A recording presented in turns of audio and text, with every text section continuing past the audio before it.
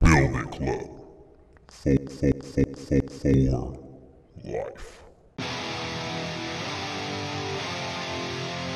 Alright, Witch Pile, week 2 is here. It's come and gone.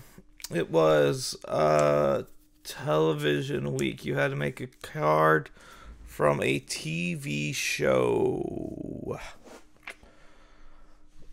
Well, I'm going to look at them, check them out, see what I think. Fantasy card competition. Star designer is a Demogorgon, which probably will be first, because that's how it was last time. Alright, let's do it to it. This week's winner, the Demogorgon. 6 cost 6/7 or 7/6. Dyslexic for seconds. 2 wounds. Creature bulletproof leap. Prey on the injured.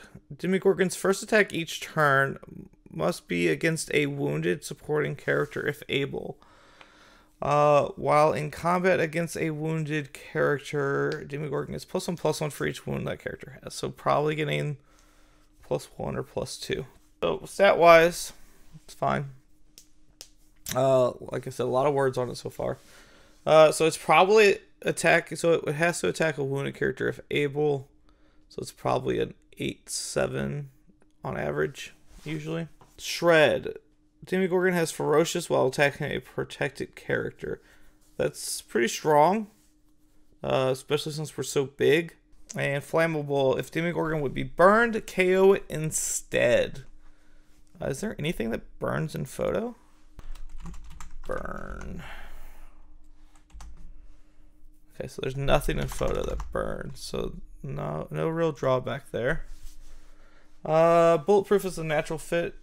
And a troubling combination on a creature. While Shred is an inspired choice to team with Leap. So this thing is never taking stun back probably on your turn. Which is fine, I guess.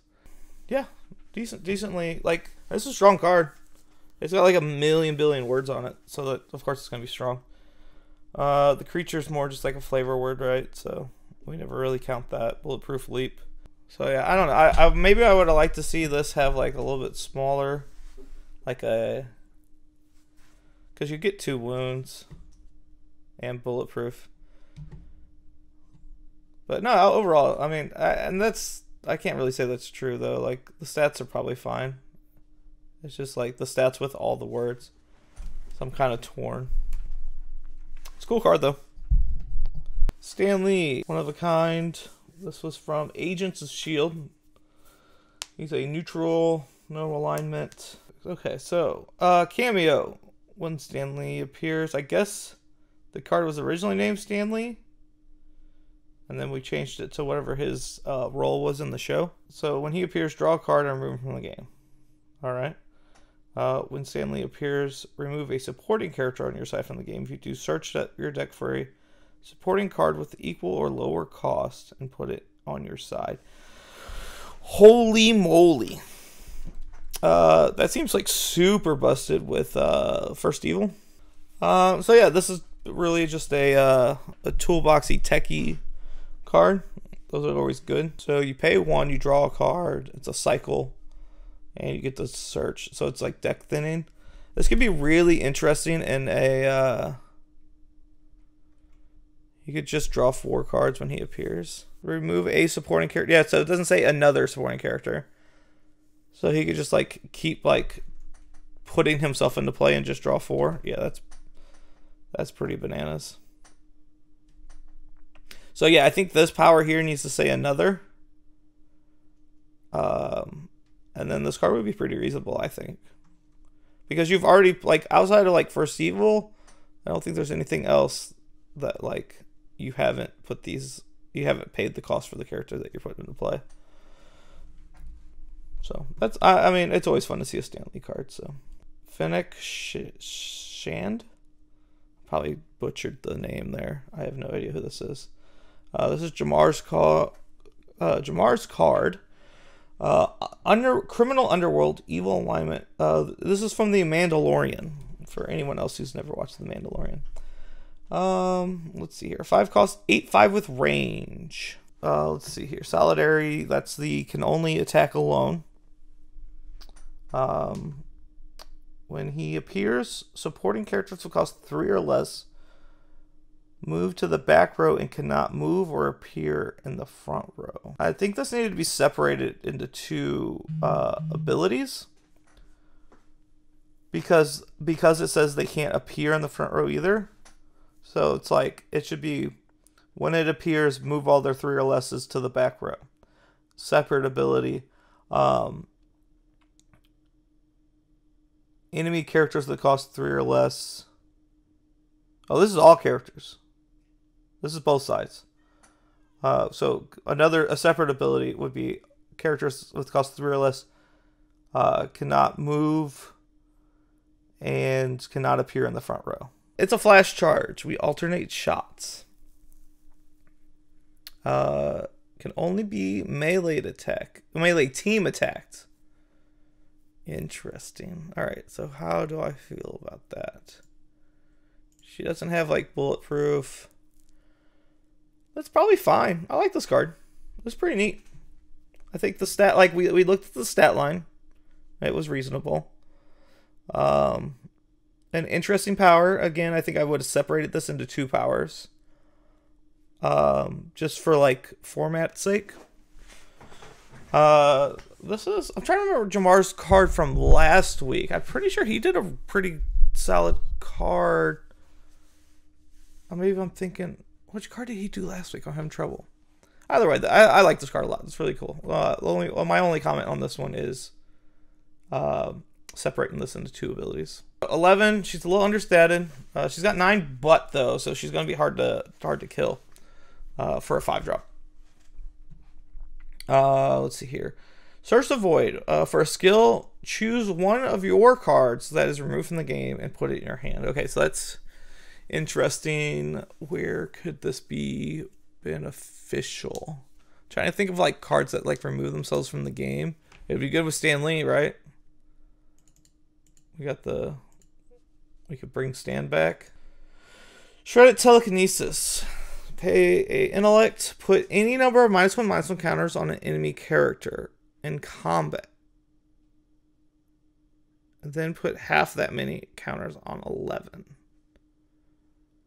So she could kill anything. Alright, so her stat line's probably fine then. I had just only read this so far, but like this is kind of bonkers.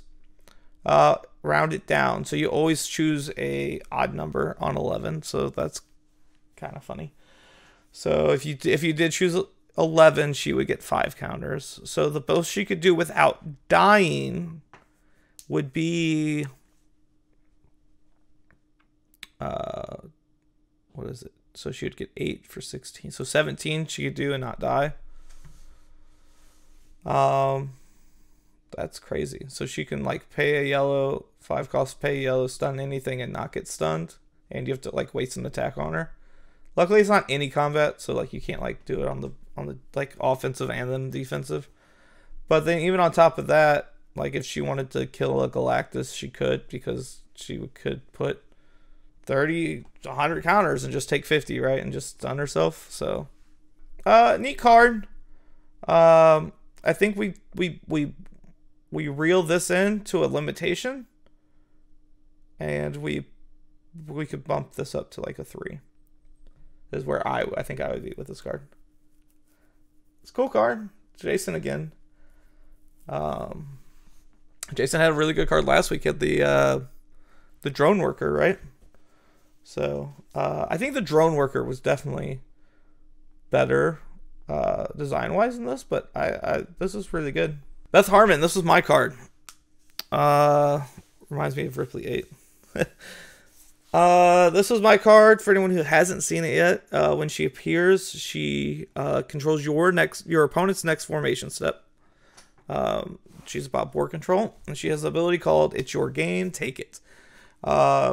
She pays a yellow during your build, and so you have to plan the whole turn. And at the end of their turn, if they have 1 face-up character, and you have at least 2, you win the game.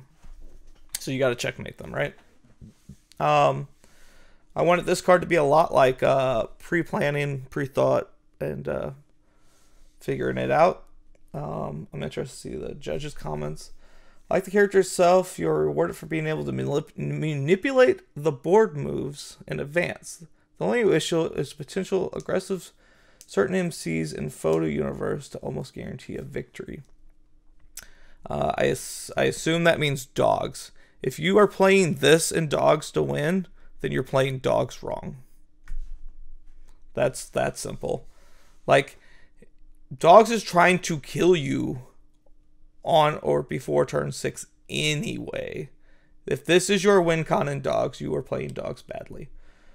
I do wonder if she's statted a bit high on defense. I would love to see this put to the test in real world. There's no way this is overstated. This is no way. We looked at the 6 drops. And like she's on par with 6 drops. The winning card has more stats. So we have what, 13 here with 2 health? That's 6. On a character that has 1, 2, 3, 4, 5. So 3 more abilities and none of them you have to pay for. You have 13 stats with 1 health. That is insane that this is considered overstated, and then the card that won with more powers is not overstated. That's absolutely bananas. She's on stats with everything that we looked at in 6-drop illustrated or photograph. 12. Angel has 15. He has 8 defense. She has one more defense than Angel and 4 less attack than Angel. There's no way that's overstated. Her win con feels pushed, but it's a sweet card. Yeah, I guess so. You play a character who's not very efficient at attacking on 6, and you're probably not winning with her win con till 7. It just gives your opponent time to set up a turn to figure out how they're going to win, and then they're going to stop you from winning. And you have to invest during the build. You can't just like pay it after you figured out their turn. Her alt win conditions actually is a build around. You have to build your deck around this. Well, this thing literally has more stats and can jam in like probably twice as many decks because it's just a beater, right?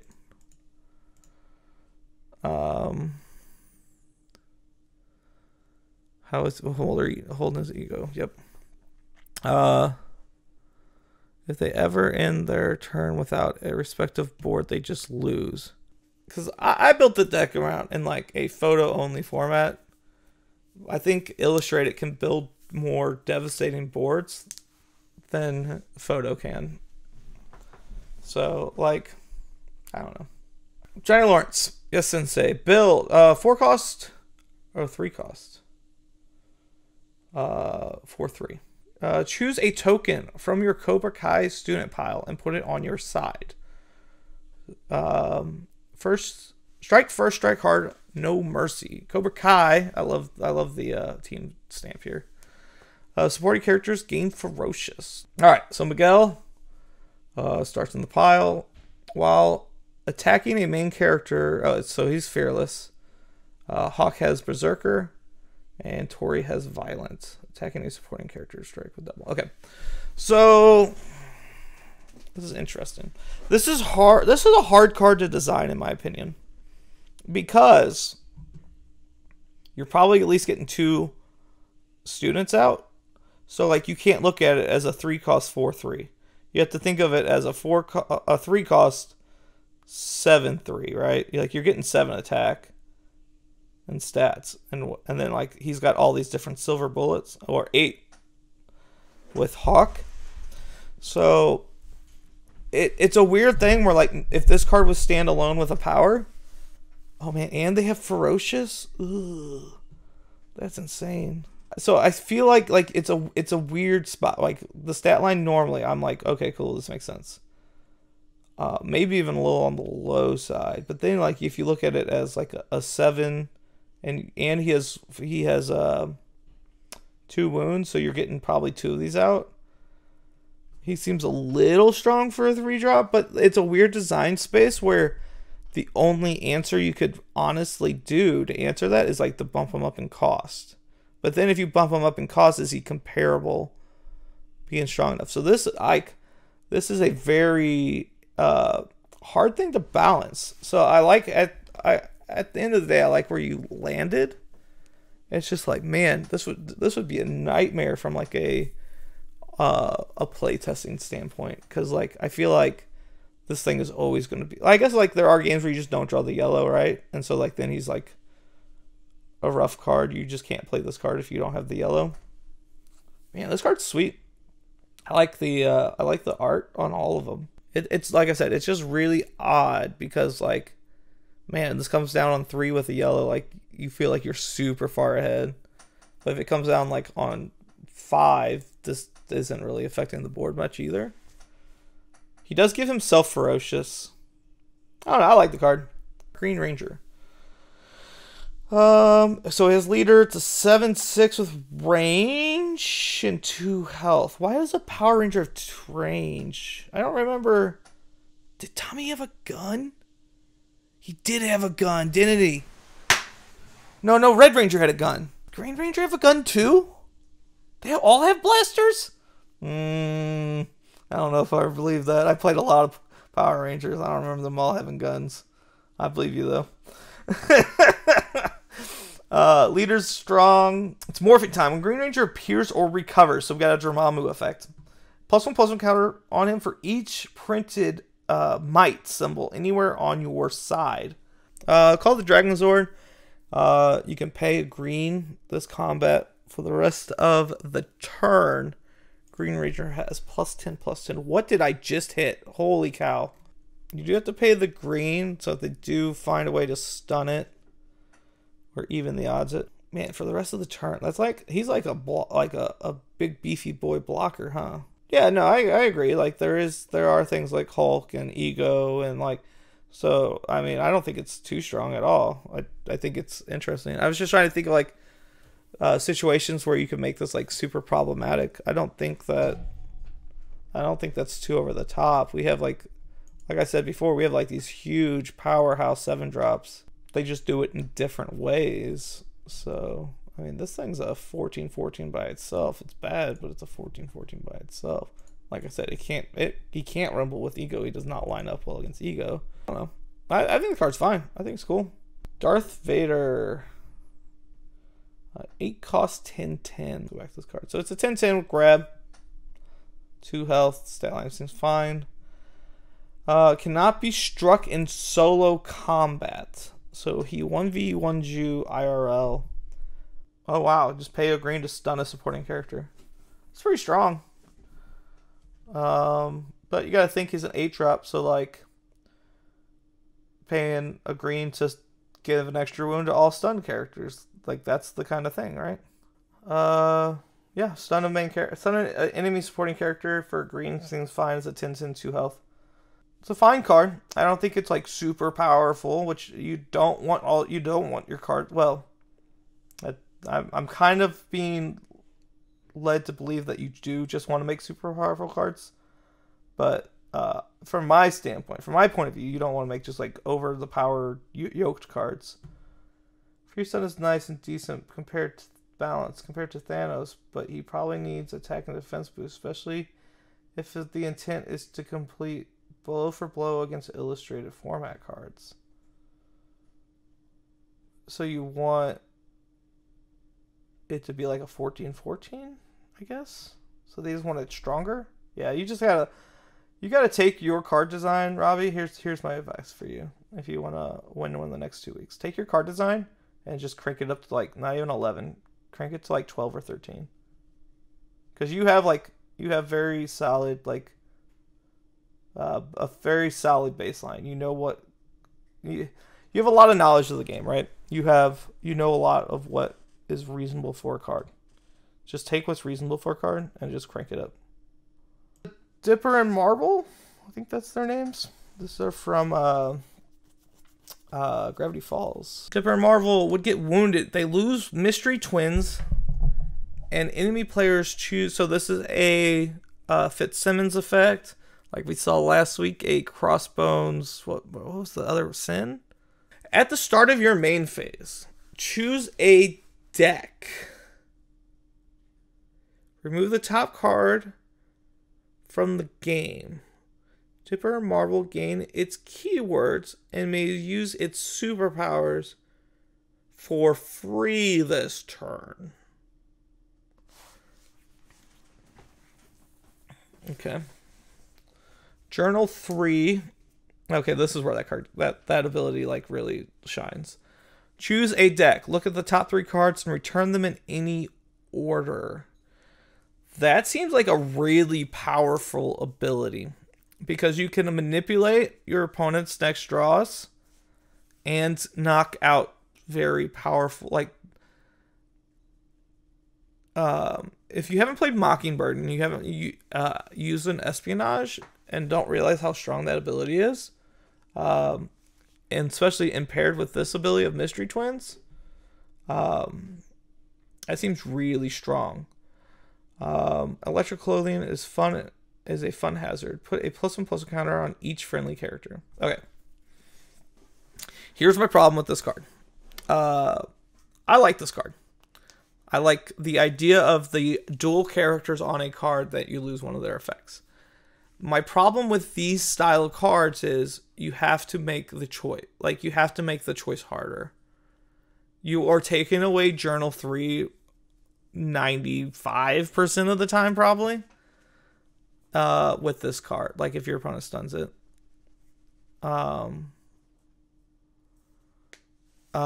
Mystery Twins is insane. I think it's fine though, because they always lose Mystery Twins when one of them gets stunned, or when they get stunned and one of them dies or whatever. But Journal 3 is just like, man, Journal 3 is so strong. Although I guess like Journal 3 is less good when you lose Mystery Twins though. So maybe like you just take away the Electric Clothing. Man, but like again, you can just like put me off of a card for a couple turns until you get like another marble out. Or you can stack your own draws. Like Journal 3 is really solid. So I think anyone, my advice is for anyone making this style of card, make these 2 things that your opponent has to choose. Like, don't make them here. Really try to make them, like, I mean, one can be a little better than the other, right? But try to make them as even as possible. I just like the idea of actually make your opponent make a choice, don't make the card pseudo say, when this gets done, it loses this ability, because that's just always what your opponent's going to pick. Joey Wheeler. This should surprise nobody. This is a C-Stacks card, because it is a Yu-Gi-Oh card. Graceful Dice. This is a nod to... Actually, let's look at the stat line. 5, 7, 1. All right, Stacks, how'd you do on your stat line? 7, 5, 1 with range. 5, 5 with 3. 8, 5. 5, 5. 5, 7. No range. So this is Fluke Man without a health. Back to Joey. Let's talk about what's important here. So stat line seems great as long as your power is not overwhelmingly strong. Graceful Dice. At the start of your main phase, you roll a 6-sided die and apply the appropriate effect on the result. On a 1, draw 3 cards. It's Graceful Charity. These are all named after Yu-Gi-Oh cards. Draw 3 cards, then discard 2 cards. That is definitely the strong. That is very strong. Sword and Shield. Switch printed attack and defense off of all face-up characters this turn. Okay, that's really strong too. It's a Trickster God for everyone. Jinzo. Players cannot play Plot Twist this turn. That is both players. Seems fine. Scapegoat. Put goat tokens on your side until you control 4. Okay. I believe Stacks made goat tokens as well. Yeah. Look at those. Look how cute those guys are. Adorable. Time Machine. Or Time Magic. That's this dude here, yeah. He does time magic, I think. I don't know a ton about Yu-Gi-Oh.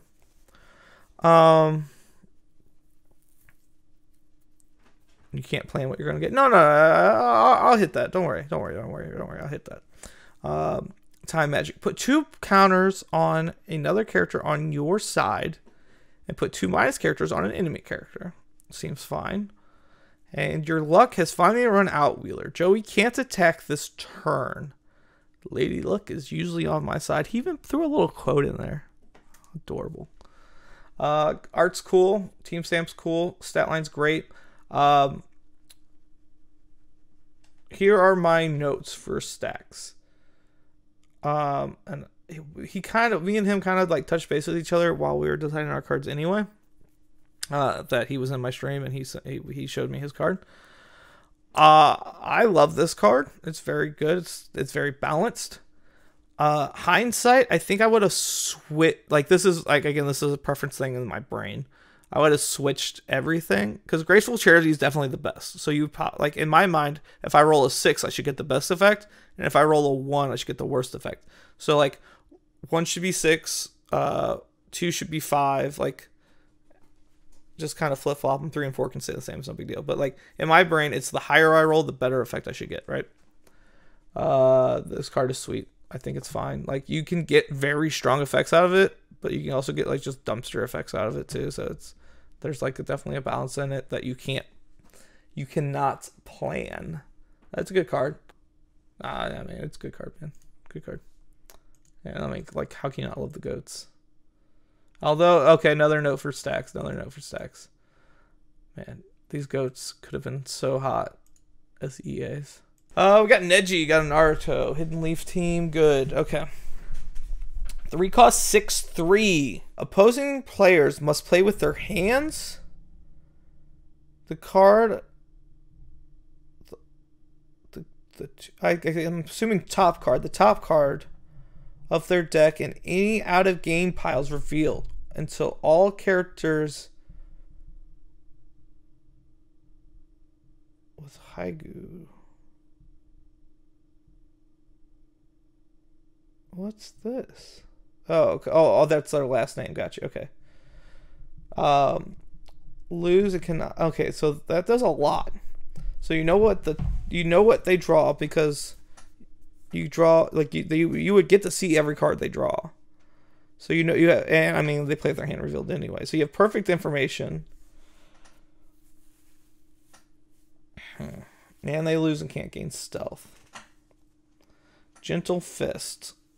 Combat. When Neji strikes a character it can't ready. You may use this power any number of times.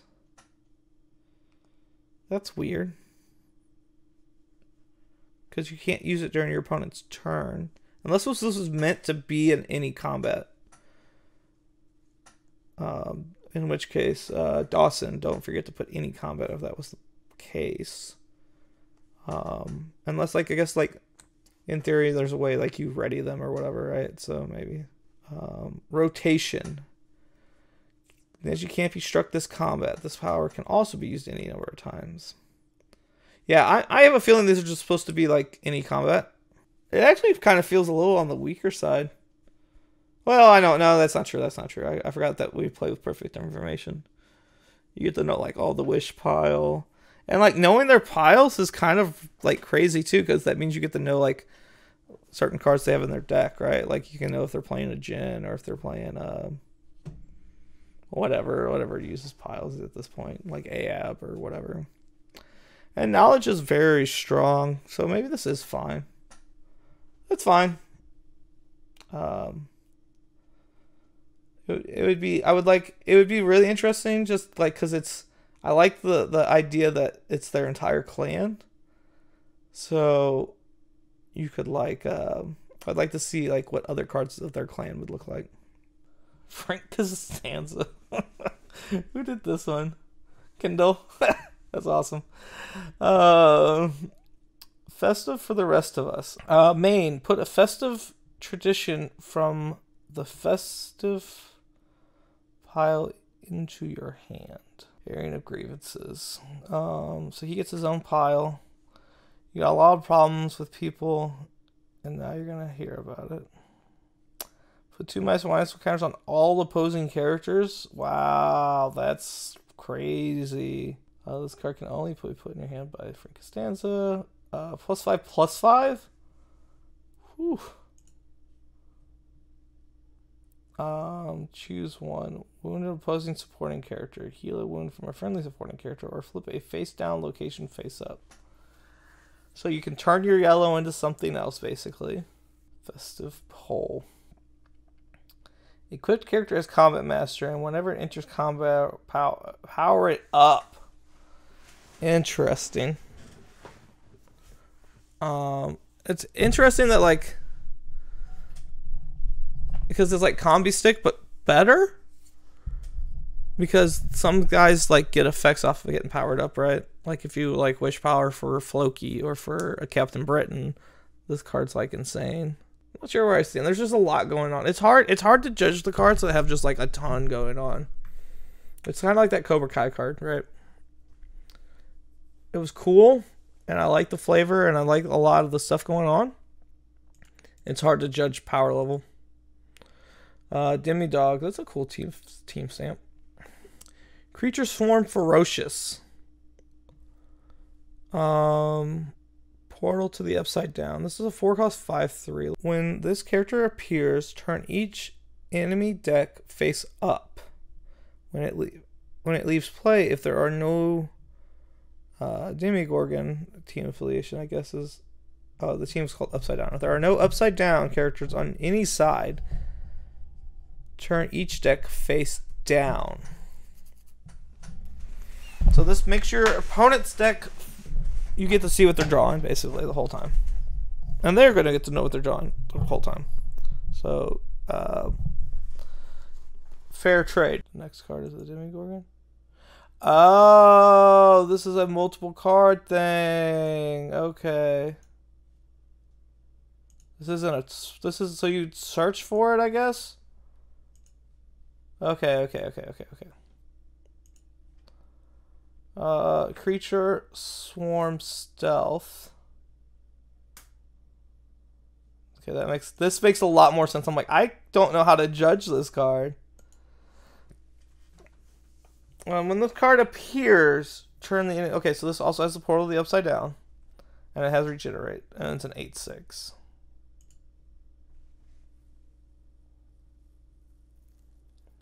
So if they don't stun it, you get a 7-drop on turn 6.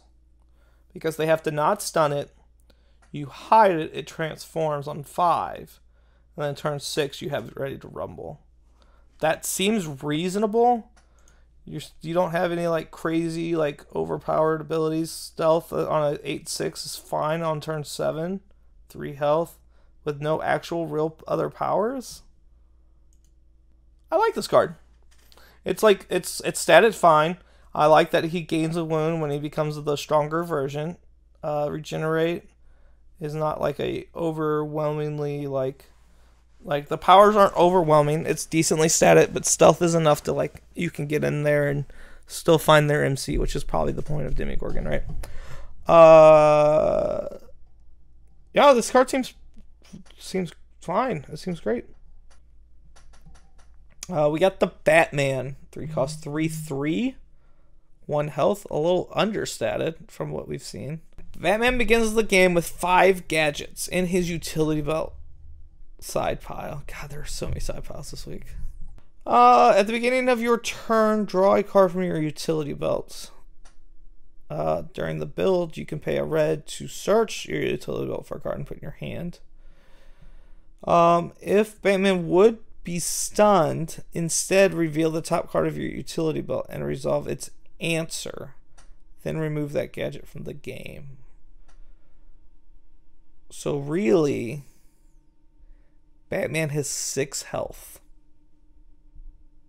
This Batman has 6 health. So we thought his stat line was a little low. No. His stat line is a little high. He is a 3-cost 3/3 6.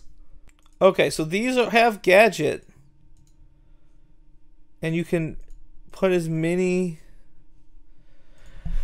Okay, that's confusing.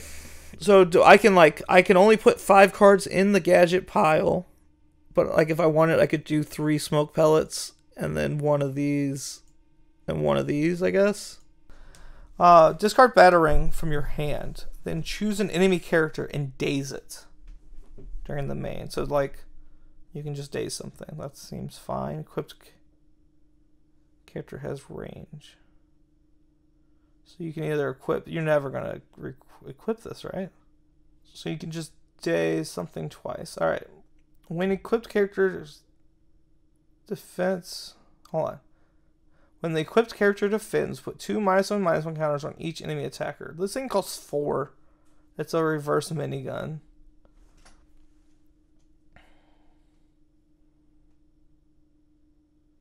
Costs a little much. I'm never equipping this, I don't think.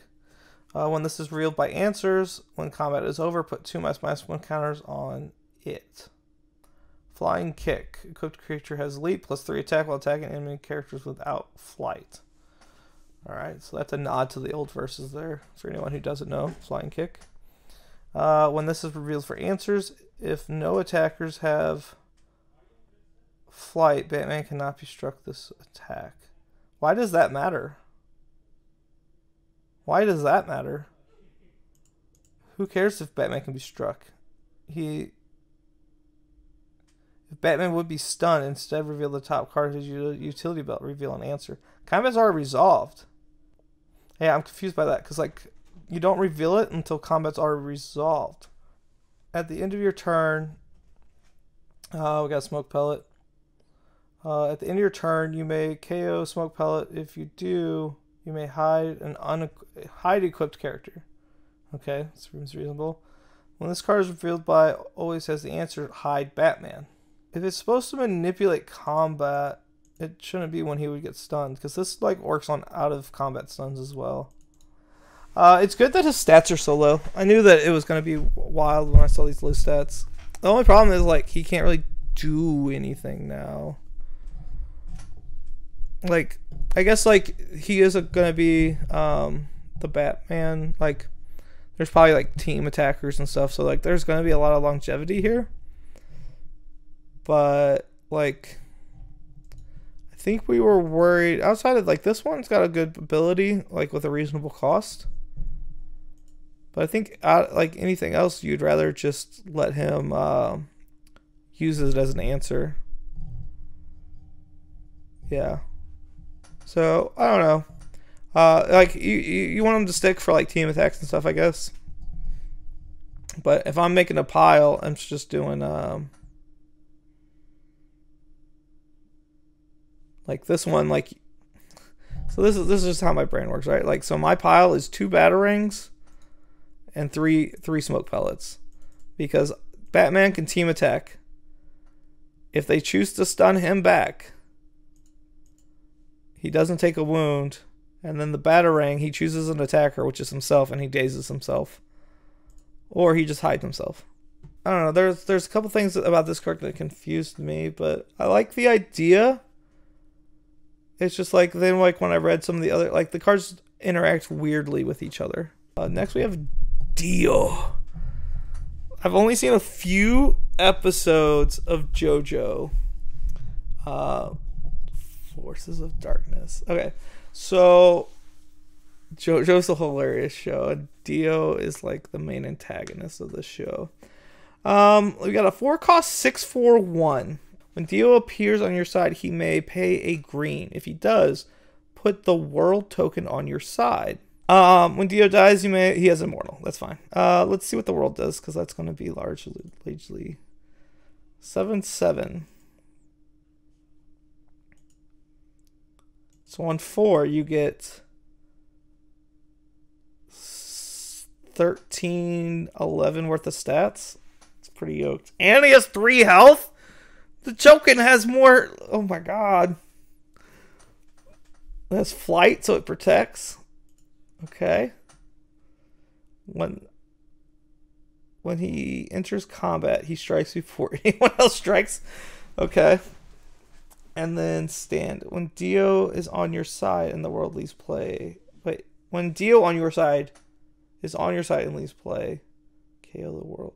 Okay, so just reformat that wording because that wording was a little confusing the first time I worded it. So just like when a Dio on your side leaves play. Yeah, I don't think you need the and. KO the world. So there is an out to like this big beefy boy. So this is like back row, front row, right? Almost every time until like let the world die, and then you can fight with Dio. This card seems really strong. This might be a little too yoked. It's a lot of stats on 4. So there's like mixed emotions here because like yeah, it's a little yoked on turn 4, but you're probably putting Dio in the back row, so you're really, and he doesn't have range, so you're really only getting 7/7. And again, it's one of those cards that if you don't have the green, then you probably don't want to play this card on 4. I'm torn. I think it's a little too yoked, but at the same time, if you're playing it correctly, it's not like you're getting a lot out of it. You're just getting a 4-cost 7/7 who has a really strong ability and 3 health, though. Although, like, so if they stun both of them in the turn, then you don't really have... Oh, I just saw Mr. Rogers. He only, like, then the world really only has 3 health. I don't know, the more I think about this card, the more balanced I see it being, but it's interesting. I like the card. Mr. Rogers. I'm gonna hug you up, nerd. Get ready. Yeah, you can come in here, dude. You're free to come in here. That's fine. Inspired, one of a kind, friendly. Inspire, so everything gets +1/+1 counters.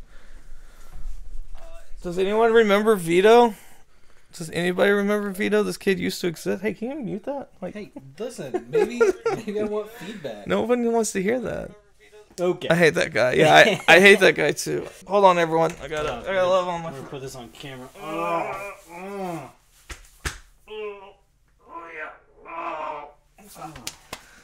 All right, we're doing Mr. Rogers right now. Okay, so it's a 1-cost with Inspired, but it's one of a kind. Okay. So that's pretty cool. Yeah, like stat line's a 1/4, decent stat line. But yeah. So Strucker or Starlord, right? Mm-hmm. And then at the start of the game, you start the game with 3 cards in the make believe pile. Okay. When Mr. Rogers leaves play, take those cards into your hand. Oh, what are these make believe? Man, do you know how insane this would be with that? I don't know if you saw the Stan Lee card that removed the supporting character. No, this is the first card I've seen this. So the supporting character could, like, Stan Lee came into play, he let you draw a card, and then you removed the supporting character from the game, and you searched your deck for a card with the same cost or lower and put into play. Oh. So, like, you could go Stan Lee, draw 4 cards, and then put Mr. Rogers into play. Yeah. Should it have passive? I could see this having passive. Yeah. Yeah, for sure. No, it has friendly. It has friendly. Which one's friendly? Friendly is it can't attack or strike. Okay. That was the monsters thing. So we did hit that. I like the flavor a lot. Especially these keywords. I think the keywords are on point. They're Inspire, one of a kind, friendly. Those are perfect. Yeah. This is good so far. I'm interested to see what these. When it dies, you draw 3 cards. Yeah, so. that seems pretty cool. Oh, Daniel Tiger. He's also friendly. If you're so mad you want to roar, take a deep breath and count to 4. Oh man, these cards are gonna be wholesome. It starts in the make believe pile. Okay, and if Daniel the Tiger becomes a defender, cancel combat and talk about how it made you feel. You can do this 4 times per game. Wow. I need to know who did these. These are good. Oh, this is Theo? This is Theo. Theo knows. Oh my gosh, that's hilarious. All right. Good. Oh, King Friday. Oh, this is going to be good. 13th. Okay. Friendly. Thank goodness it's Friday. This is a 0/15 8-cost.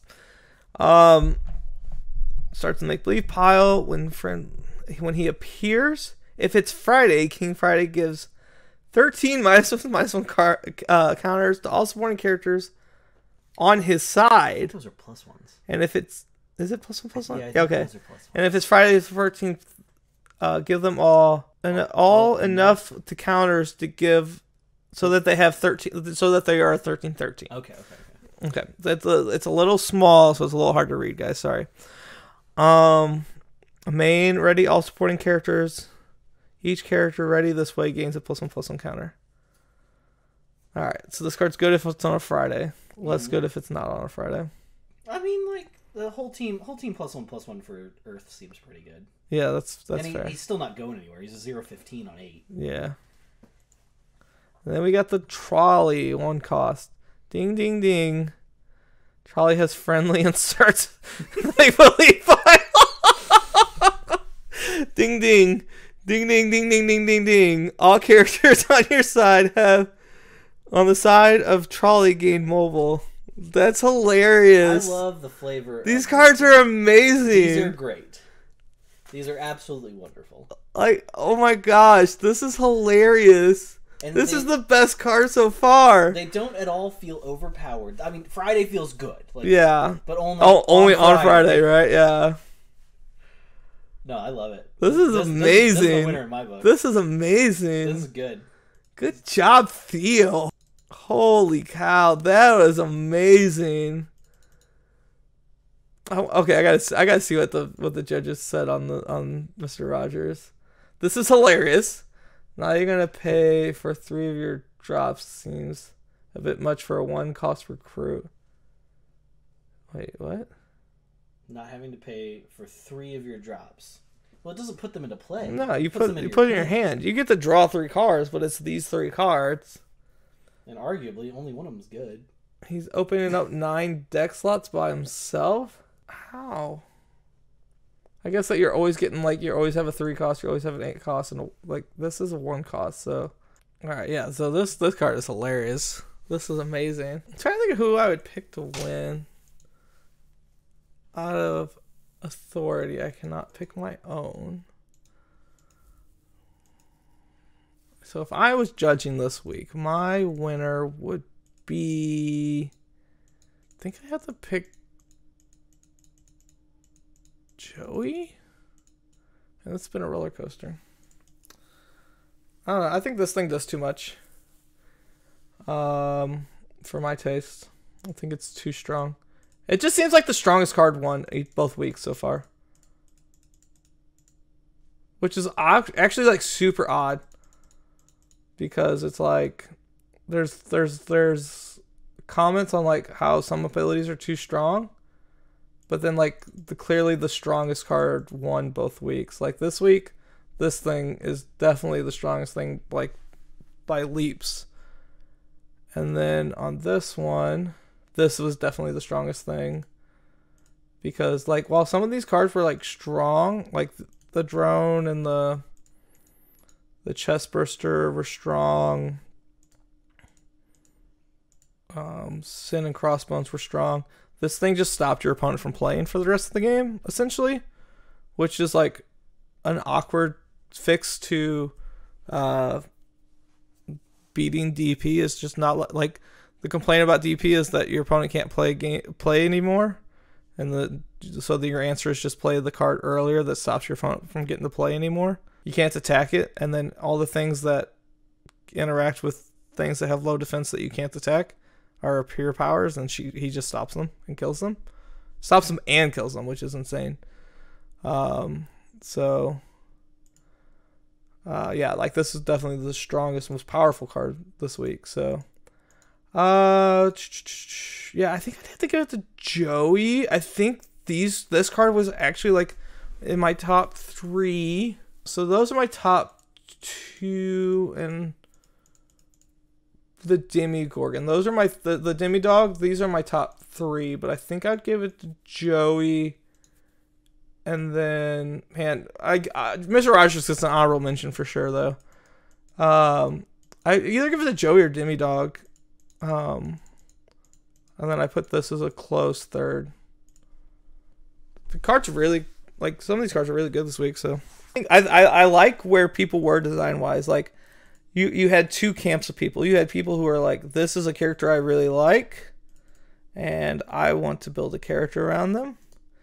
And then you have, like, this guy would be hilarious, and, like, let's build a card around Frank Costanza, right? Or the imaginary friends of Mr. Rogers. Like, I like where people's heads are at, and I think people are really like chomping at the bit to make cool stuff and like fun stuff.